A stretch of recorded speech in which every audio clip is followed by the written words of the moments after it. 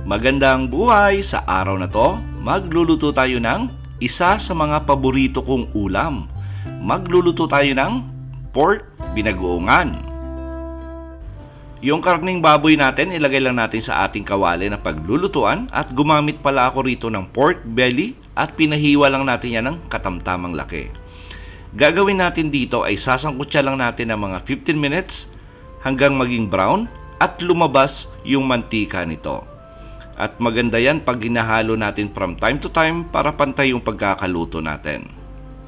And by the way, para sa kompleto at tamang timbang ng ating recipe, sinulat ko po sa description box. Ngayon, pag kulay brown na, tostado na yung ating karne at lumabas na yung mantika nito, hango lang natin at itabi muna natin. Yung natirang mantika dyan na natin igigisa yung ating bawang. Yung ating bawang ay tinadtad lang natin ng medyo pino.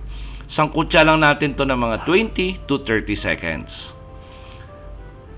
Tapos pag okay na, pwede na nating isunod yung ating sibuyas. At yung ating sibuyas naman ay igisa lang din natin to ng mga another 30 to 40 seconds hanggang mag-iba yung appearance nito at yung naaamoy nyo na yung bango nito. At maganda yan pag medyo marami yung bawang, marami yung sibuyas na gagamitin natin. Ngayon, lagay na rin natin yung ating kamatis. At maganda yan pag medyo hinog yung kamatis na gagamitin natin para nang sa ganon ay madali nating lutuin. Pag naging mushy na or pasty na yung appearance ng ating kamatis, pwede na nating ilagay yung ating bagoong alamang. At gumamit pala ako rito ng yung nasa bote lang, yung Barrio Fiesta. May lasa na. Ngayon, kung medyo mahal yung Barrio Fiesta na bagoong alamang, pwede naman kayo bumili lang yung sa palengke. Timplahan na lang natin.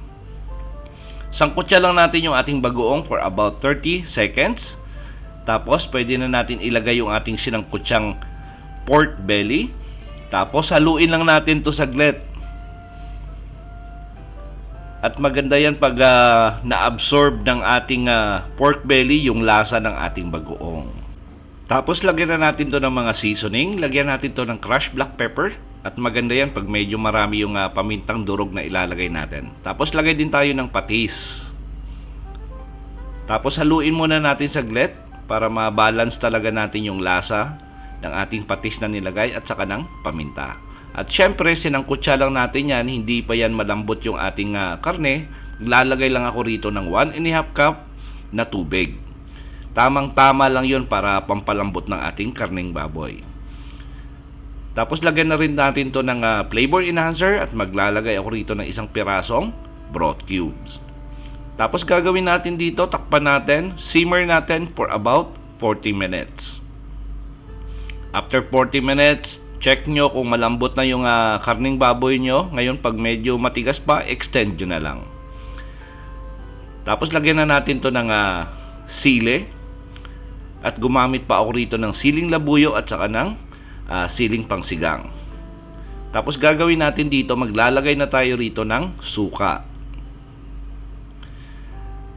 At gumamit pala ako rito ng sukang tubo. Ngayon, depende sa inyo kung gusto nyo ng paumbong, pwede naman. At hindi natin hinalo yung ating baboy nung naglagay tayo ng suka. Pinalipas muna natin ng mga 2 minuto. Tapos pag okay na, lipat natin sa ating serving plate. Nako, na-imagine nyo na ba yung sarap ng ating pork binagoongan? Try nyo sa bahay. At sigurado ako magugustuhan nyo.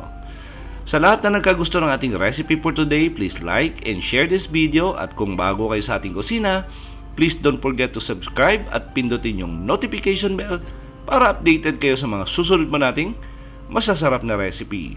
Salamat sa panonood at ito ang Kusina ni Dan Levy.